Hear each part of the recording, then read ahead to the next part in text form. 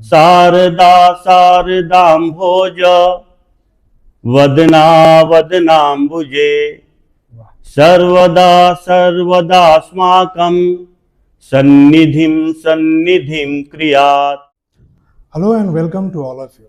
Today we have a very hardworking teacher, Mr. R.K. Pandey sir, and he is our guest for the episode number 3 for the podcast for DAV Public School Bakri.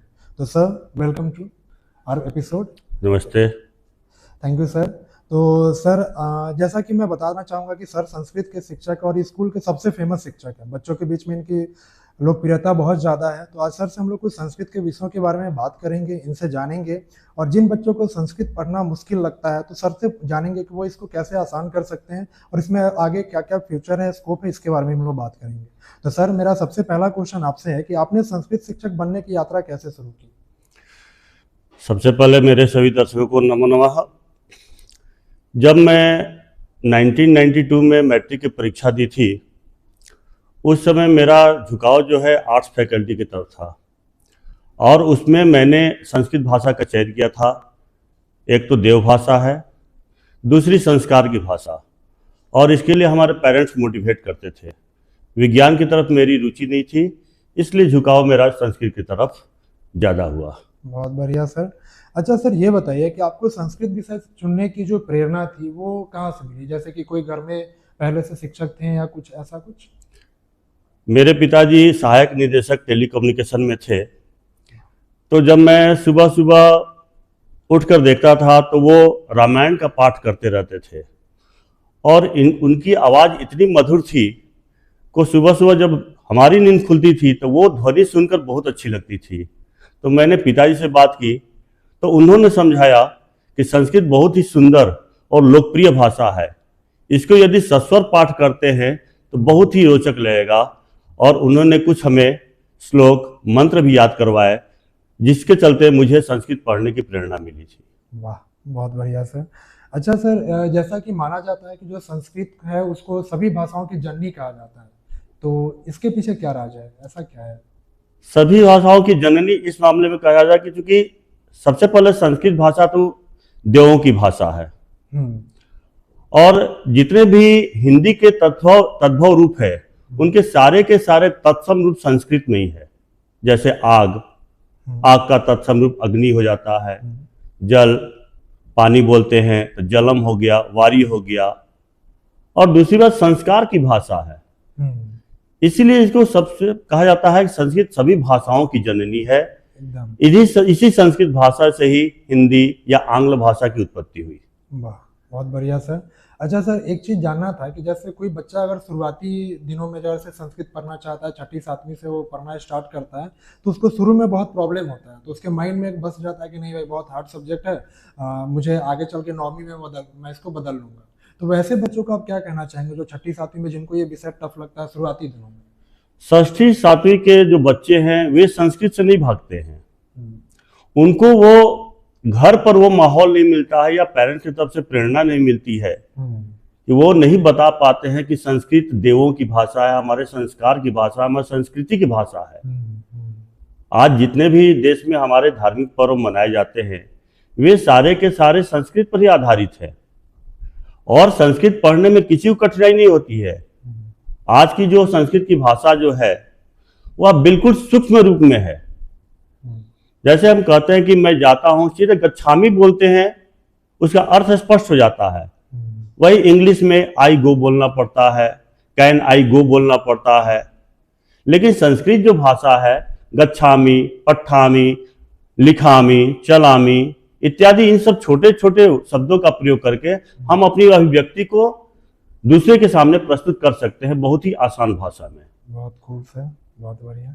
ये मैं जाके बच्चों के साथ share करूंगा, क्योंकि वैसे मेरे को बहुत सारे बच्चे मिलते हैं, उनका क्वेश्चन भी आता है कि सर, जैसे मैंने बच्चों को बताया था कि सर का एक इंटरव्यू होने वाला, तो उन्होंने बोला कि सर ये वाला क्वेश्चन जरूर पूछेगा कि हम लोग को स्टार्टिंग में बहुत टफ लगता है तो आगे क्या किया जाए. लेकिन आपने इसको बहुत ही अच्छे से बताया है. मैं बिल्कुल, थोड़ी सी कमी ये हो जाती है कि बच्चे स्टार्टिंग में जब संस्कृत पढ़ना 6-7 में शुरू करते हैं, अब तो आप देखेंगे कि हिमाचल में, राजस्थान में प्राइमरी कक्षा से ही संस्कृत का अध्ययन शुरू हो चुका है.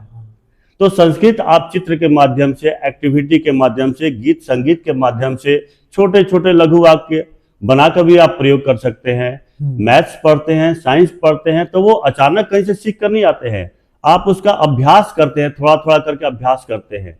और संस्कृत आप 6वीं से प्रारंभ करते हैं तो आपको एहसास होता है कि भारी है, जबकि सबसे आसान भाषा, सभी भाषाओं में सबसे आसान भाषा जो है वो हमारी संस्कृत भाषा है, जिसमें हमारे डीएवी के बच्चे 100% अंक प्राप्त भी करते हैं। ये तो खासियत है सर। अच्छा सर, हमारा अगला क्वेश्चन था कि जैसे भारतीय संस्कृति और परंपरा में अगर बोला जाए तो संस्कृत का क्या महत्व है? जैसे मैंने पहले ही किया कि हमारे जितने भी धार्मिक पर्व हैं, हमारे जितने भी त्योहार हैं, वे सारे के सारे संस्कृत पर ही आधारित है। प्रत्येक वर्ष होली का दिन बदलता है, तारीख डेट अंग्रेजी डेट बदलता है, लेकिन तारीख वही रहती है। वो फाल्गुन पूर्णिमा को ही तिथि, उस तिथि को ही होली का त्योहार मनाया जाता है। आज बच्चे सिर्फ डेट के माध्यम से जानते हैं, ये नहीं जानते क्यों डेट बदलते रहता है। दीपावली का त्योहार या हमारे छठ का त्योहार होता है, दुर्गा पूजा का त्योहार होता है, रक्षाबंधन का त्योहार या संस्कृत दिवस रक्षाबंधन के दिन ही मनाया जाता है, श्रावण मास की पूर्णिमा तिथि को ही मनाया जाता है। तो जब बच्चों को हम ये जानकारी देंगे तो निश्चित तौर पर बच्चे जो है अपने संस्कार, अपनी जिम्मेदारियों के प्रति और ज्यादा आकर्षित होंगे और अपने संस्कार और संस्कृति को जिंदा रखने में सबकी मदद करेंगे। अच्छा सर, जैसे एक मेरा सवाल था, एज एन शिक्षक मैं ये आपसे पूछना चाहता था कि जैसे आप जब संस्कृत को पढ़ाने जाते हैं क्लास में, तो आपको वहाँ पे किन किन चुनौतियों का सामना करना पड़ता है बच्चों के बीच में? बच्चे तो कोमल ही होते हैं। बच्चों का चेहरा देखकर ऐसा हमें तो कभी प्रतीत नहीं होता है कि चुनौतियां हमारे सामने है। बस एक ही लक्ष्य रहता है कि हम अपने अध्यापन से सारे बच्चों को अपने तरफ आकर्षित करें। वे अदर दूसरी भी एक्टिविटी कर रहे हो तो वो स्वतः बंद करके हमारे सामने हमारे लय में लय मिलाकर आगे संस्कृत बोलते रहें। उसके लिए हम लोग बहुत प्रयास करते हैं, संस्कृत गीत सुनाते हैं, संस्कृत शॉर्ट स्टोरी दिखाते हैं स्मार्ट बोर्ड पे, बच्चों से गवाते हैं, हम लोग श्लोक वाचन कराते हैं। शारदा शारदाम्भोज वदना वदनाम्बुजे सर्वदा सर्वदास्माकं सन्निधिं सन्निधिं क्रियात्। शरद ऋतु में कमल के समान मुख वाली सरस्वती, सब कुछ देने वाली, हमारे कमल रूपी मुख में एक अच्छे कोष के रूप में अत्यधिक निकटता से निवास करे, यही हम सबकी प्रार्थना होती है। बहुत मधुर सर, बहुत अच्छा लगा। सर, मेरा एक अगला सवाल था कि वैसे जो विद्यार्थी संस्कृत को कठिन मानते हैं, ऐसे बहुत सारे बच्चे बोलते हैं कि सर मेरे को समझ में नहीं आता, तो फिर वैसे बच्चे जिनको ये विषय कठिन लगता है उनके लिए आप क्या सलाह देंगे? आज संस्कृत वैज्ञानिकी भाषा हो चुकी है। आज की जो सीबीएसई का पाठ्यक्रम है इतना लचीला, इतना आसान बन गया है कि आप कॉन्सेप्ट पर आप संस्कृत में 100% मार्क्स अचीव कर सकते हैं। एकदम पॉइंट टू पॉइंट काम पे। संस्कृत तो एक ऐसा सब्जेक्ट है कि सबसे कम लिखना, सबसे ज्यादा अंक प्राप्त करना। इसलिए हमारे विद्यालय में ज्यादा से ज्यादा बच्चे जो है 90% प्लस ही स्कोर करते हैं। वे कॉन्सेप्ट को समझते हैं, कॉन्सेप्ट के आधार पर वो अपनी लेखन कौशल का विकास करते हैं और वो शुद्ध संस्कृत बोल भी लेते हैं, समझ भी लेते हैं और आसानी से लिख लेते हैं। क्योंकि लड़ेगा तो वही जो मैदान में डटे रहेगा। जब स्टार्टिंग में जब हम करेंगे यही भारी लग रहा है तो आपके लिए कोई भी भाषा आपके लिए आसान नहीं हो सकती है। इसलिए जो भी जिस लैंग्वेज को आप पढ़े, जिस भाषा को पढ़े, मन लगाकर उसे पढ़ाई कीजिए, अंक आपको उसके अनुसार मिलने ही वाला है, उसका फल भी आपको उसी के अनुसार मिलने वाला है। सर, मेरा जो अगला सवाल है ये पेरेंट्स की तरफ से आया है। तो जब मैंने उनको बताया कि पॉडकास्ट होने वाला है तो बहुत सारे पेरेंट्स ने हमें मैसेज करा था और बोला कि सर से एक क्वेश्चन पूछिएगा। तो जैसे सर आज का जो समय है, यहाँ पे जो भी बच्चे विषय पढ़ते हैं, जैसे कोई मैथ पढ़ता है, साइंस पढ़ता है, तो इंजीनियरिंग, मेडिकल को अपने दिमाग में रख के चलता है और आगे अपने कैरियर को सोचता है कि हाँ कहीं ना कहीं ये सेफ है। लेकिन जैसे मान लीजिए कोई बच्चा संस्कृत पढ़ता है तो उसके लिए क्या क्या कैरियर अपॉर्चुनिटी है?